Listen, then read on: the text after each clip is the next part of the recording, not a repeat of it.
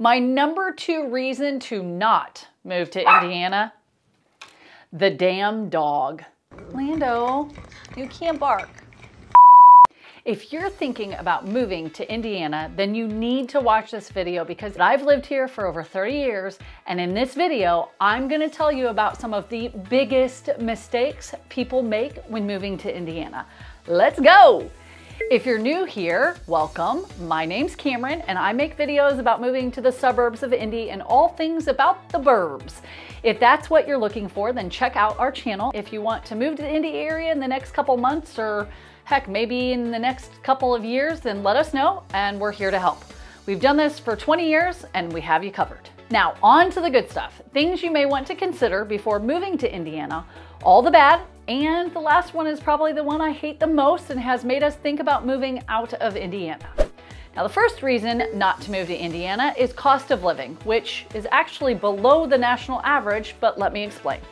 I'm sure you've heard someone say the Midwest is less expensive to live in than other areas of the country, and to some extent, that may be true. Forbes put 3 Indiana towns, that's 3 out of 10, on the 10 most affordable cities in the best places to live in the US. But this is not for the suburbs of Indy, and so you gotta look a little bit deeper. What did I just say? Let's not deceive people here because the cities on the list are South Bend, Fort Wayne, and Evansville. None are close to Indianapolis and are completely different cities with a different feel. So I guess if you want affordable and you still want to stay in Indiana, then it may be a good idea to move closer to those cities. But if I sold a house to every person that said that they thought Indiana was cheap, I'd already have retired. The actual fun and amazing places to live around Indianapolis are not going to be, quote, cheap. Maybe a few years back you could still get a home on the cheaper side, but not anymore. Welcome to the post-pandemic market where homes prices and demand are still very high. I've said for years that Indiana has been underpriced compared to the rest of the US in areas that have the same ecosystem. Amazing schools, tons of shopping, dining, low crime rate, and a great cost of living. Well, now you're going to have to pay to have all of that. With respect to goods and services, the suburbs of Indy are going to cost you a bit more. Just depends where exactly you want to land or if you're willing to drive a bit further to possibly get a lower price. My number 2 reason to not move to Indiana is the weather, which is an interesting one because, in all honesty, it is why some people do end up moving here. If you love the snow and you think that you're gonna be skiing the slopes here in Indiana, then think again. And if you hate snow and want it to be warm all the time, then again, think again. Here in Indiana, we see all 4 seasons.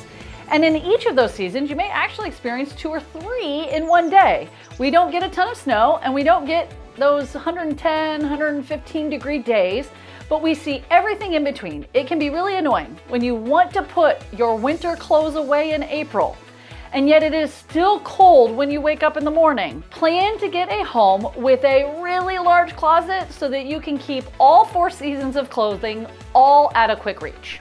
Now, the next reason not to move to Indiana is honestly hard to talk about because I usually leave this topic in the do not ever talk about bin because it can be polarizing. But I honestly think I would be leading you astray if I don't at least bring this topic up. This is politics. Please know that I'm just giving you the information from an objective view, and I really don't care what side you are on, as this topic can be very toxic.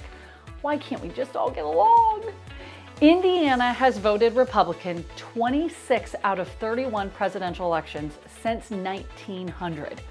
So it's safe to say, Indiana is a mostly Republican state. If you're considering a move to Indiana and consider yourself a Democrat, then there are some pockets around the state where hopefully you can find a community that you can embrace and feel comfortable around. It does exist, and I would tell you to not move here if I was concerned because you can find friends and other like-minded people. Luckily for most people, we here in Indiana are pretty friendly, and so I don't find or hear of many people getting in huge fights over what political party they belong to. If you don't honestly want to be in the minority on this topic, then Indiana just might not be the right place for you. For the record, I'm a moderate and agree with views on both sides, so you're always welcome in my book. Okay, enough about that. I'm already sweating. Lastly, you may not want to move to Indiana if you're super healthy, vegan, paleo, or functional medicine focused. Some have said Indiana is, quote, behind the times. And as far as healthy living goes, and many other things, we are. Indiana has a cultural affinity to comfort food and processed ingredients. The Indiana State Fair is an annual event in July/August, and the sheer amount of fried food that are served there is mind-boggling. And I get it, fried food is delicious and it's probably okay if it's more of a treat than a regular thing, but the numbers don't lie. And there are a lot of Hoosiers that eat more than their fair share of fried foods all too often. Indiana is also known for its corn production, where farmers use tons of pesticides, herbicides, and herbicides. What's a herbicide? A herbicide. Pesticides, herbicides, and fertilizers, and that doesn't align with organic or eco-friendly principles. Now, with all of that being said, over the last 10 years, we have seen Indy and the surrounding areas begin to embrace more of a healthy lifestyle and healthier food options. But in some areas, there are limited health food options, and you have to drive out of your way to find it. Now, the vegan and paleo scene is growing, but not real strong in Indiana, which again makes the options limited. Trying to find a local health practitioner that can help you down a holistic path to wellness can be challenging, but it's getting better. Luckily, the Indy area has improved in this area, and my hope is that it will continue to develop and get us to one of the healthiest states, as we are up from previous years, but now we're ranked 19th on the most overweight and obese states in the US. So, if you're considering a move to Indiana and have certain health concerns, then I recommend you do some research or give me a call so I can connect you with the possible resources. Honestly, I could give you more reasons not to move to Indiana, like the lack of public transportation or limited access to direct international travel, no real good major sports teams, sorry Colts. Again, I'm Cameron, and thanks for sticking around. And if you liked this video, then please click that like button. And if you want to learn more about the Indy area, then click that subscribe button. It's been fun, and we'll catch you next time.